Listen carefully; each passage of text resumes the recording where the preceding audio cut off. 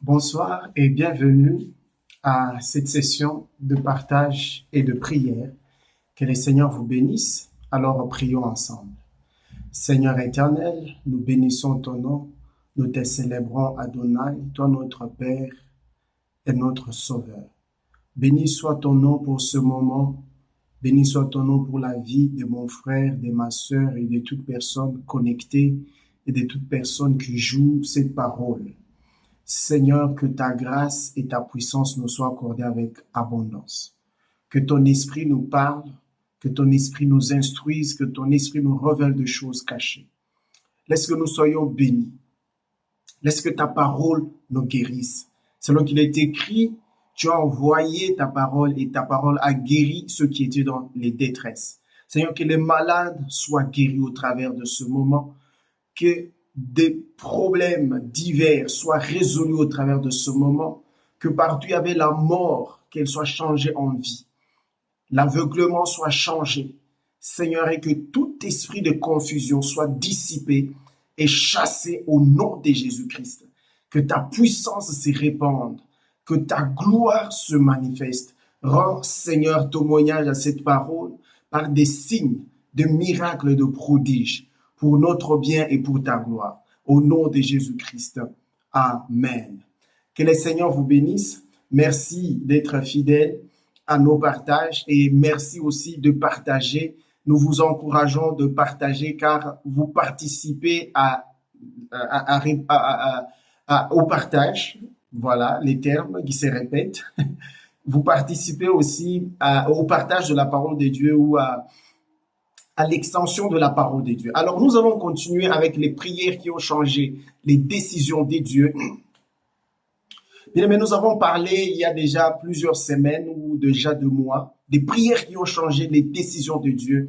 Et nous avons vu des prières que les gens ont faites pendant des années, c'est pas moi, des jours, des semaines, et il y a eu des résultats.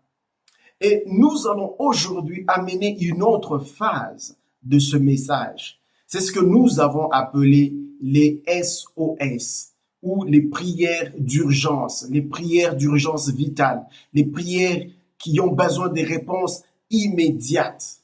Les SOS, c'est ça la deuxième phase ou la phase que nous allons entamer aujourd'hui. Et je vais vraiment demander votre indulgence parce qu'il y a beaucoup de choses que le Seigneur nous a mis à cœur de pouvoir partager. Certaines de ces choses peuvent paraître pas populaires, pas vraiment connues, mais je vous demanderai de prendre du temps, de prier, de méditer la parole de Dieu afin que nous puissions atteindre ces niveaux. S'il y a un niveau où les chrétiens sont vraiment en arrière, c'est à ce niveau où on a besoin des résultats à l'immédiat et on ne les a pas. On a besoin de voir des changements à l'immédiat. Les prières qui ont changé les décisions de Dieu, nous allons voir au travers de la parole de Dieu qu'il y a eu aussi des prières qui ont changé les décisions de Dieu à l'immédiat, à l'instant. Alors, par définition, SOS veut dire quoi? De l'anglais, SOS veut dire Save Our Souls. Donc, sauver nos âmes. C'était un signal ou c'est un signal de détresse et des demandes d'assistance immédiate qui étaient envoyées par les navires. Parce que ce terme a été emprunté ou il est emprunté du domaine maritime. Mais de nos jours, ce terme est utilisé dans plusieurs domaines, dans les secteurs médicaux, dans les secteurs de l'armée, les secteurs aériens. Alors quand on parle de SOS, on parle d'urgence immédiate, de demande ou de besoin d'assistance immédiate. Parce que si vous ne faites rien, les autres vont mourir parce que ça se dit save our souls, donc sauver nos âmes. Si vous ne le faites pas, alors nous allons succomber. Donc, ce sont des actes qui produisent des effets à l'instant. Ce sont des formules qui ont des résultats immédiats. Ce sont, c'est pas moi, de pratiques qui produisent des résultats immédiats. Alors, pouvons-nous avoir besoin des SOS dans nos vies en tant que des chrétiens? Oui. Et vous allez le voir au travers du partage que nous allons faire tout au long de cette session.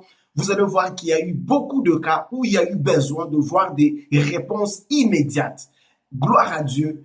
Les gens qui ont appliqué ces méthodes de prière ou cette prière, ils ont eu ces résultats-là. La deuxième question, c'est est-ce qu'on peut apprendre les SOS? Il faut le dire déjà, non. Mais dans le monde séculier et dans d'autres spiritualités, vous apprenez les SOS. Dans le monde séculier, on vous apprend d'abord comment lancer un signal de détresse et aussi on vous apprend comment interpréter un signal de détresse afin de mettre sur pied ce qu'il faut. Dans le domaine médical, on parle de code. Il y a le code bleu, le code orange, le code rouge et tout. Quand on lance ce code-là, vous comprenez, vous interprétez le message et vous savez ce qu'il faut faire selon le signal qui a été envoyé. Et dans les autres pratiques spirituelles, on leur donne aussi les SOS. Ça dépend aussi de leur commission. Donc, on leur donne des formules d'urgence. Ça peut être une parole, ça peut être une prière à réciter. Ce sont des choses comme ça. Mais dans la foi chrétienne, je ne dirais pas malheureusement, il n'y a pas, vous n'apprenez pas les SOS. Regardez ce que Jésus dit dans Matthieu 10, si je peux me permettre de le lire rapidement. Jésus montre que lorsque vous aurez des cas d'urgence, ce qu'il faut faire vous sera communiqué à l'instant même. Matthieu 10. Voilà, je suis dans Matthieu 10. Je veux lire le verset 19 et le verset 20. La Bible dit, mais quand on vous livrera, ne vous inquiétez ni de la manière dont vous parlerez, ni de ce que vous direz. Ce que vous aurez à dire vous sera donné à l'heure même. Verset 20, car ce n'est pas vous qui parlerez, c'est l'Esprit de votre Père qui parlera en vous. Donc ici, Jésus est en train juste de mettre en exergue une situation d'urgence. On vous arrête, il parlait à ses disciples, quand on vous arrête, on vous amène devant les tribunaux. Ne vous inquiétez pas, ne soyez pas tentés à vouloir préparer votre défense en avance. Allez là-bas. Ce que vous aurez à dire vous sera communiqué à l'instant. Donc, bien aimés, nos formules des demandes d'assistance immédiate nous seront communiquées on the spot, à l'instant même. Donc, alors, qu'est-ce qu'il faudra faire? C'est ce que nous allons découvrir ici dans la suite. Une dernière question, y a-t-il combien de types d'SOS? Nous allons en avoir beaucoup. Les types d'SOS que nous allons trouver dans la Bible, il y a des cris, il y a des prières, il y a des actes ou des cérémonies. Nous allons voir ça. Ça va paraître un peu bizarre, certaines des choses que nous allons évoquer, mais nous allons puiser dans la Bible. Donc, nous n'allons pas inventer des choses pour vous faire avaler quelque chose qui n'est pas de Dieu, mais nous allons demander vraiment beaucoup de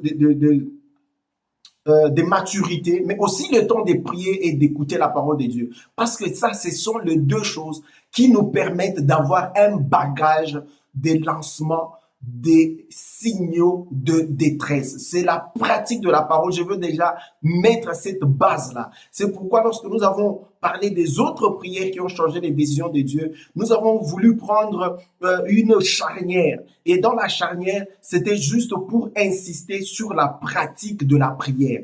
Et ici, bien aimé, je veux le rappeler et je le réitère. La pratique de la prière et la pratique de la parole de Dieu sont des conditions sine qua non si nous voulons être à mesure de lancer des signaux de détresse, de lancer des SOS qui peuvent amener Dieu dans notre situation à l'immédiat. Il y aura plusieurs situations, il y a plusieurs situations dans lesquelles les gens ont besoin d'une intervention immédiate de Dieu. Vous vous retrouvez attaqué par des bandits, vous vous retrouvez dans un accident, vous vous retrouvez dans une situation où vous arrêtez, vous ne savez pas quoi dire, vous vous retrouvez dans une situation de vie et de mort. Bien aimé, il y en a beaucoup, il y a beaucoup de situations comme ça où on a besoin de l'intervention immédiate de Dieu. Et vous pouvez voir dans votre parcours combien de cas vous avez eu et qui ont nécessité des actions immédiates. Alors, nous allons aussi commencer aujourd'hui. La séance d'aujourd'hui, c'est une séance introductive. Alors, nous allons voir comme en introduction, nous allons lire 2 Chroniques, chapitre 18, le verset 28 à 32. C'est ce qui va nous servir de faire cette introduction aujourd'hui. Et par la grâce de Dieu, nous allons continuer. À partir du verset 28, la Bible dit, « Le roi d'Israël est Josaphat. » Le roi d'Israël ici, c'était Akab. Roi de Juda, Josaphat, roi de Juda, montèrent à Ramoth en Galade. Le roi d'Israël dit à Josaphat, « Je veux me déguiser pour aller au combat, mais toi, revêt-toi de tes habits. » Et le roi d'Israël se déguisa et ils allèrent au combat.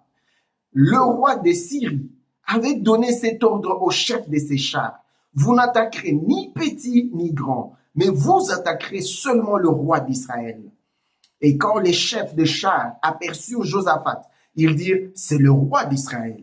Et ils l'entourèrent pour l'attaquer. Josaphat poussa un cri et l'Éternel les secourut et Dieu les écarta de lui. Verset 32, les chefs de chars, voyant que ce n'était pas le roi d'Israël, s'éloignèrent de lui. Que le Seigneur vous bénisse. Vous allez m'excuser, aujourd'hui, il y a probabilité que je déborde un peu. Alors, voilà l'écriture que nous venons de lire. Il y a quelques éléments ici que je trouvais important de vouloir un peu souligner. La Bible dit, le roi Akab a demandé au roi d'Israël de porter les insignes de la royauté parce que lui, il va se déguiser. Le roi Akab, il est le roi mari de Jézabel et vous connaissez toute la pagaille qu'ils ont causée dans le royaume d'Israël. Ils étaient les rebelles à l'Éternel. Mais ici, il a fait une alliance avec Josaphat et il voulait aller attaquer le roi de Syrie pour récupérer ou reconquérir les territoires qu'il avait perdus ou que son père avait perdus. Alors, il demande au roi Josaphat de porter les insignes de la royauté et lui, il va se déguiser.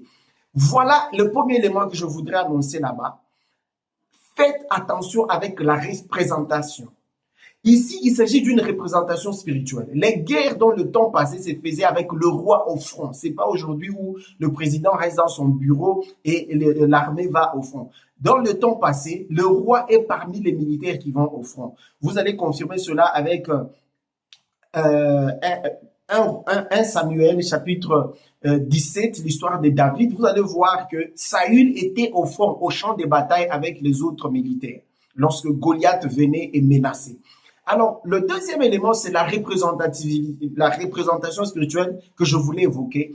Chaque combat était représenté par le roi, spirituellement et physiquement. De sorte que lorsque le roi est abattu ou il est blessé gravement, la bataille s'arrête. Vous devenez assujetti à ceux qui ont tué votre roi. C'est comme ça que ça s'est passé. C'est pourquoi même dans l'histoire de la bataille de David, Goliath est sorti. Comme le roi ne pouvait pas s'engager dans la bataille, il a dit, taisez-vous, donnez une seule personne, on va se battre. S'il me gagne, on sera vos sujets. Et si je le tue, alors vous allez devenir nos sujets, nous allons régner sur vous. Donc, attention à la représentation spirituelle. Parce que chaque famille a une représentation spirituelle. Chaque quartier, chaque territoire a une représentation spirituelle. Si tu restes dans un coin, tu ne veux pas travailler ta vie chrétienne, tu ne veux pas prier, tu ne veux pas t'engager, sache que tu as un représentant. Et dès que ton représentant est détruit, sache que tu es paralysé, tu n'as plus ce que tu peux faire. Nous sommes des chrétiens, mais les réalités spirituelles sont comme ça. Parce qu'un chrétien qui ne pratique pas sa vie chrétienne par la parole et la prière, il n'a pas une spiritualité qui peut se représenter ou qui peut le représenter. Il est représenté par la spiritualité qui domine. Ça, ce sont des choses, si Dieu nous fait grâce, nous aborderons ça plus tard. Alors ici, la Bible dit au verset 30, le roi d'Assyrie avait donné cet ordre. Vous allez seulement attaquer le roi. Donc, vous allez attaquer seulement celui qui porte les insignes du roi. Bien aimé, c'est ici aussi qu'il faut faire attention à l'imposture. Tu veux paraître ce que tu n'es pas. Mais quand tu parais comme ça, il y a une arme qui a été affûtée pour quelqu'un qui va paraître comme ça. C'est comme ça qu'il y a des gens qui meurent, il y a des gens qui sont détruits à cause de cette apparence, à cause de leur imposture. Mais un autre élément, c'est que il y a une arme forgée. C'est pourquoi Dieu disait à Jérémie, toute arme forgée contre toi sera nulle et sans effet. Parce qu'effectivement, le diable a des armes qu'il a déjà formées contre les enfants de Dieu, contre ta vie. Et si tu es dans la distraction, ces armes peuvent t'atteindre. Mais gloire à Dieu, il nous a donné une promesse infaillible. Il a dit, toute arme qui est forgée, qui a été calibré pour toi va être nul et sans effet. Alors je déclare sur ta vie que toutes les armes qui ont été calibrées contre toi, que ces armes soient et deviennent nulles et sans effet au nom de Jésus-Christ. Alors les envoyés du roi de la Syrie voient celui qui avait les insignes du roi. Ils l'ont attaqué pour les tuer, pour l'éliminer, selon l'ordre qu'ils avaient reçu. Alors cet homme, il a lancé son SOS. Josaphat, la Bible dit, il a poussé un cri. C'était toujours le verset 30. Josaphat poussa un cri et l'Éternel les secourut. Bien aimé, c'est ça les SOS. Il a poussé un cri de détresse qui a fait écho dans le ciel et le Tout-Puissant est descendu à l'immédiat pour le secourir. Le Tout-Puissant est descendu à l'immédiat pour préserver sa vie. Mais comment est-ce que cet SOS a eu autant de puissance et autant de faveur devant l'Éternel? C'est les backgrounds. Regardez la vie de Josaphat. Vous pouvez lire les chapitres d'avant et les versets d'avant. Josaphat, c'était un homme qui a marché sur la voie de son père David, qui était la référence de la bonne gouvernance et d'un roi qui était selon le cœur de Dieu. Alors Josaphat a marché sur les traces de David. Il a veillé sur sa communion et sur son intimité avec Dieu. Il a veillé sur sa vie. Il avait une relation avec Dieu. C'est ce qui a fait que son signal de détresse soit reconnu. Bien, mais combien d'entre nous se voient dans le sommeil, ils sont coincés, étranglés. Ils essaient de crier. La voix ne sort pas. Même quand ils essaient de crier Jésus, parfois ça sort un peu, mais même quand ça sort, mais tu es toujours étranglé, coincé, tu n'arrives à rien faire. La raison est ici, tu n'as pas une relation. Ton signal de détresse ne peut pas être décodé parce que tu n'en as pas. Parce que ce cri, ça peut s'entendre un cri, mais c'est tout un message codé qui est interprété dans le ciel et ça déclenche, ça mobilise l'intervention nécessaire pour la vie de cet homme. Bien-aimé, le secret des SOS, des signaux de détresse, est caché dans la pratique de la parole et dans la pratique de la prière. Plus vous pratiquez la parole, vous méditez sur la parole de Dieu, vous laissez cette parole s'enfoncer en vous. C'est pourquoi des messages comme celui-ci et tous les autres messages que nous avons partagés, bien aimé, vous pouvez mettre ça comme vous mettez la musique sur votre téléphone là, ça joue. Vous pouvez faire ça de sorte que la parole de Dieu s'enfonce dans votre subconscient. Je vais partager un élément ici. J'étais attaqué une fois à Johannesburg, en plein centre-ville de Johannesburg. C'était vers 19h30 passé. Je venais du boulot. On m'a attaqué par des bandits et ils sont venus par derrière, très élancés. Ils m'ont étranglé, là, physiquement. Ils m'ont étranglé.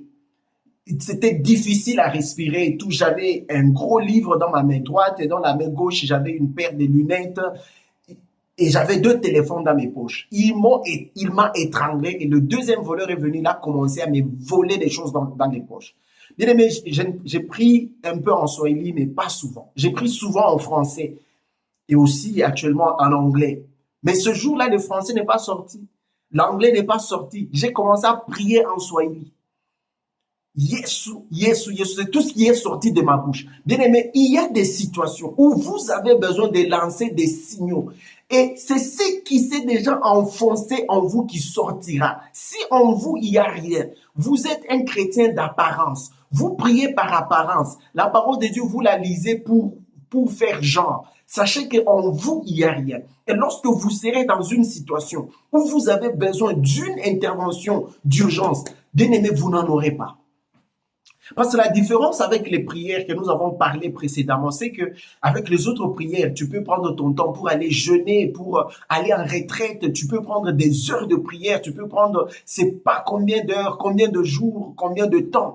Mais ici, tu n'as pas ce temps-là, tu n'as que quelques minutes, tu n'as que quelques secondes, parce que tu es attaqué par des gens qui veulent te tuer. Si tu n'as pas un SOS qui fonctionne et qui peut attirer une réponse immédiate, bien aimé, ta vie s'arrête là. Ta carrière s'arrête là. Ton avenir s'arrête là. Mais le secret est dans la prière. La Bible, quand vous lisez Néhémie chapitre 2, 4 à 5, Néhémie se présente devant le roi. Après avoir entendu tous les dégâts et les chaos qui a eu lieu à Jérusalem, les murailles sont détruites, les sépulcres sont brûlés, il a commencé à pleurer, à jeûner, à prier. Il a déjà fait ça pendant un certain temps. Et un jour, il se présente devant le roi pour lui servir du vin. Le roi voit qu'il est abattu. Alors le roi lui pose la question. Toi, ton visage est abattu. Et ça, c'est l'amertume du cœur. Qu'est-ce qui se passe? Quand vous lisez un passage étonnant, dans les fractions de secondes, Néhémie dit, j'ai prié. Donc, avant de répondre au roi, il a prié. Ça, c'est un SOS qui demande de la sagesse, qui demande des réponses. Donc, quand nous parlons des SOS, ne voyez pas seulement des situations où on vous attaque pour vous tuer. Pensez aussi aux situations où vous avez besoin d'une sagesse immédiate.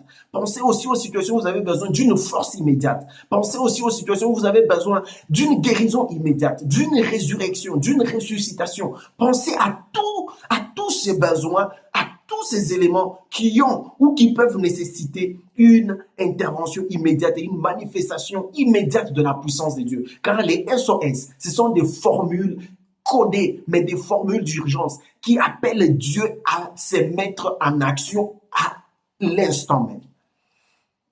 Que Dieu vous exauce là où vous êtes. Que votre esprit s'ouvre. Que votre pratique de la vie chrétienne, de la parole de Dieu, de la prière s'amplifie. De sorte qu'en vous, vous ayez l'équipement, que vous ayez ce logiciel SOS installé en vous. De sorte que lorsqu'il y aura besoin, ça se déclenche immédiatement. Voyez ce qu'on parle aujourd'hui du dôme, le dôme des fers en Israël. C'est un système qui est déjà installé. Ça n'attend pas qu'on lance les missiles. Le système est déjà installé. Il y a le dôme de fer. Il y a ce qu'ils appellent David Sling. En français, je ne sais pas correctement comment on appelle ça. Et puis, il y a les arrows 1, 2, 3. Ce sont des systèmes qui sont déjà installés. De sorte que lorsqu'il y aura des missiles, lorsqu'il y aura des drones, ces systèmes s'activent immédiatement. Bien aimé, c'est ça. Quand vous pratiquez la prière, vous pratiquez la parole de Dieu, vous laissez la parole de Dieu prendre racine en vous. Lorsque des moments comme ça viendront, ça se déclenchera de soi. Parce que vous avez besoin de cette réaction à la seconde et à la minute. L'Esprit de Dieu qui sera en vous, en train de fonctionner, va déclencher ce système immédiatement et vous aurez des réponses à l'instant. Sabaoth, j'ai prié pour ton peuple. Fais que ce système SOS s'installe dans leur vie par la pratique de la prière quotidienne, par la pratique de ta parole, de sorte qu'ils aient et qu'on ait des résultats immédiats quand on en a besoin. Merci Seigneur pour ta gloire et ta présence. Au nom de Jésus-Christ. Amen. Que Dieu vous bénisse. Je m'excuse pour dépasser le temps. Alors à la prochaine pour continuer avec cette série. Que Dieu soit avec vous. Restez bénis. Bye bye.